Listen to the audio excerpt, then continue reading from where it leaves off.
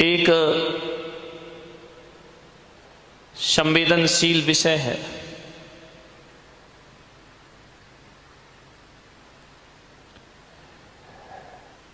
नारी का जीवन रेलगाड़ी की पटरियां नहीं है कि जिस पर सरपट जिंदगी की ट्रेन भागती रहे। नारी का जीवन उतार चढ़ाव है। नारी का जीवन गंगा की धार है। जब वह हिमालय से निकलती है, गौमुख में प्रवेश करती है और पहाड़ की चोटी से जब नीचे गिरती है तो कई चट्टानों से टकराना पड़ता है, बियावान जंगलों से गुजरना पड़ता है, कभी कभी सुंदर घाट भी मिलते हैं तो कभी कभी निर्जन स्थान भी मिला करता है, और गंगा को कभी कभी अर्घ भी मिला करता है तो गंगा में कभी कभी गंदगी भी धोना पड़ती है। ऐसा ही जीवन इस नारी का हुआ करता है। उतार चढ़ाव भरा जीवन महिलाओं का हुआ करता है। एक सी जिंदगी इनकी नहीं हुआ करती है। ध्यान रखिए, इन्हें एक नहीं दो जीवन जीना पड़ते हैं। आदमी तो एक ही जिंदगी जीता है, लेकिन नारी दो जीवन जीती है। एक जीवन अपने पिता के घर का और दूसरा जीवन अपने पति के घर का जीना पड़ता है। उसे दो संस्कृतियों में मेल कराना पड़ता है, उसे दो सभ्यताओं में मेल कराना पड़ता है, उसे दो संबंधों को बनाना पड़ता है। इसलिए ध्यान रखिए, नारी को बहुत संभल करके जिंदगी जीना चाहिए। दो परिवारों का जीवन जीना है, दो संस्कृतियों को एक करना है।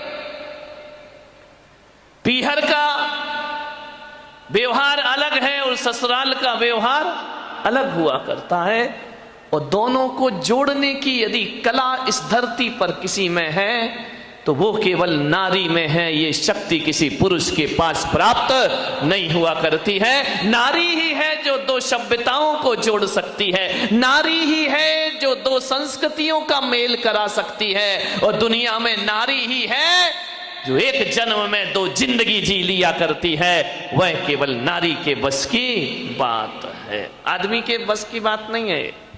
ये केवल महिलाएं कर सकती हैं। ध्यान रखिए, इसे माँ का रूप भी जीना पड़ता है, इसे बहन का रूप भी जीना पड़ता है, इसे पत्नी का रूप भी जीना पड़ता है, इसे पड़ोसिन का रूप भी जीना पड़ता है, और इसे संसार का रूप भी जीना पड़ता है। और ये वही नारी है जिसे एक दिन धर्म का रूप भी जीना पड़ता है। कई जिंदगी जीती है एक नारी। ध्यान रखिए, मान्यवर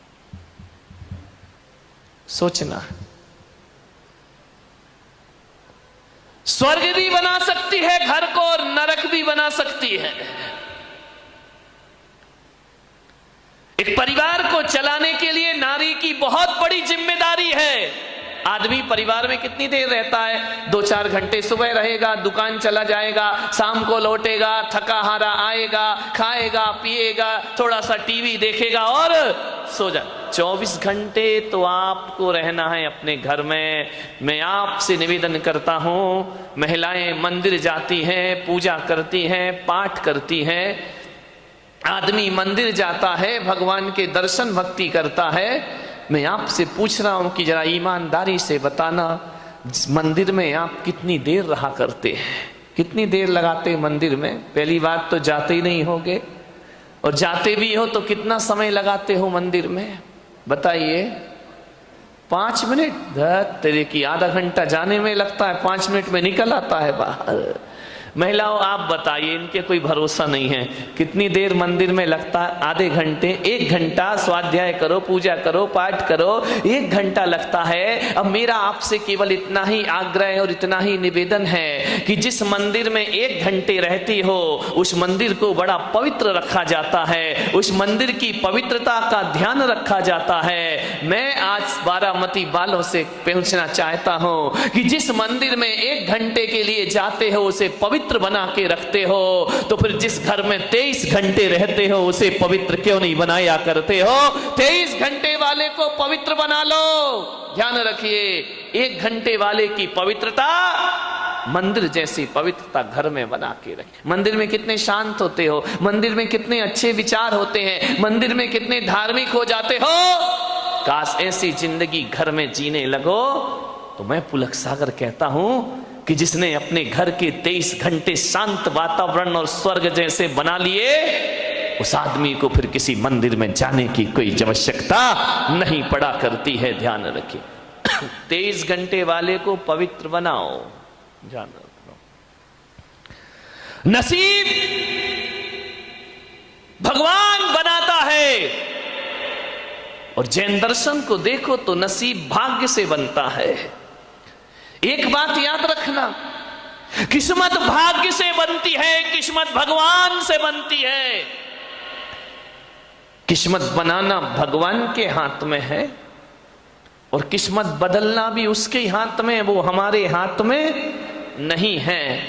लेकिन एक चीज तो हमारे हाथ में है कि हम नसीब बदल पाए या ना बदल पाए, लेकिन आदमी यदि ज्ञान गंगा महोत्सव में आकर के बैठ रहा है, सुन रहा है प्रवचन को, तो नसीब बदले या ना बदले, आदमी अपना नेचर तो बदल सकता है, अपना स्वभाव तो बदल सकता है, अपना व्यवहार तो बदल सकता है। यदि व्यवहार बदल गया तो मैं विश्वास दिलाता हूं कि जिस आदमी का व्यवहार और स्वभाव बदल जाता है, उसके नसीब को बदलने में फिर ज्यादा देर नहीं लगा करती है। व्यवहार बदल लीजिए, ध्यान रख, स्वभाव बदल लीजिए। एक कुम्हार मिट्टी से चिलम बना रहा था। चिलम जानते हैं? तंबाकू भर के पीते नहीं? ये नहीं जान, तुम तो जानते होगे ना, बोलो ना भाई, जानते हो या नहीं? जिसमें गांजा अफीम भर के पी जाती है। एक कुम्हार चिलम बना रहा था। एक कुम्हार हुक्का तो समझते होगे ना कि नहीं? इतने सीधे तो तुम नहीं हो जितने दिखाई दे रहे हो। ध्यान रखना, इतने सीधे बैठे ऐसे हो जाओ तो मुझे काहे को 1-1 घंटा ये प्रवचन करना पड़े, बताइए। एक चिलम जो एक कुम्हार है, वो चिलम बना रहा था, चिलम का निर्माण कर रहा था। चिलम बनाते बनाते उसके मन में ना जाने क्या आया, उसका बुद्धि फिरी, उसका दिमाग फिरा। उसने मिट्टी को चिलम का आकार दिया और आकार देने के बाद उसके मन में ना जाने क्या आया, उसने लिया और चिलम को तोड़ दिया, फिर तोड़ दिया, फिर मिट्टी में मिला दिया। मिट्टी ने पूछा कि कुम्हार भाई, तुम तो चिलम बना रहे थे, मुझे आकार दे दिया, फिर मुझे तोड़ क्यों दिया? कुम्हार ने कहा, बहन मेरा मन बदल गया, मेरी बुद्धि बदल गई, मेरा दिमाग बदल गया, मेरी मति बदल गई। मैंने कहा अब इस मिट्टी से मैं चिलम नहीं बनाऊंगा, अब इस मिट्टी से मैं सुराही बनाने का प्रयास करूंगा। मैंने चिलम तोड़ दी और सुराही बना दी है। मेरा मन बदल गया, मेरी मति ने कहा कि चिलम मत बनाओ, बनाना है तो सुराही बनाओ, और मैंने चिलम का आकार तोड़ के सुराही का आकार दे रहा हूं। सुराही बहुत खुश हुई, उसने कहा कुम्हार भाई धन्यवाद, तूने चिलम को सुराही बना दिया।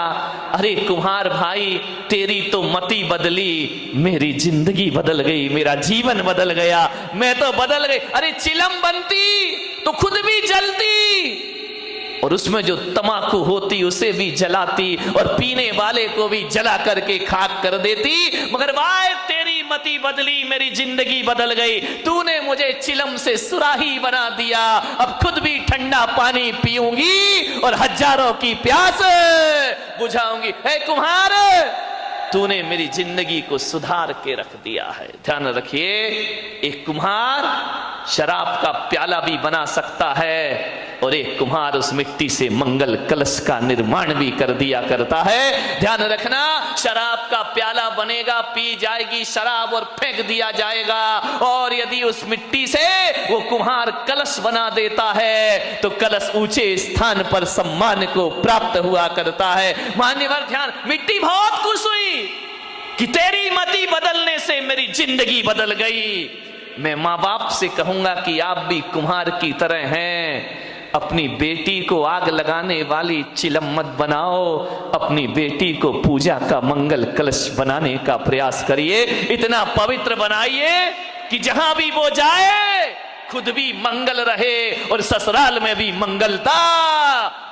ये कुम्हार के ऊपर डिपेंड है।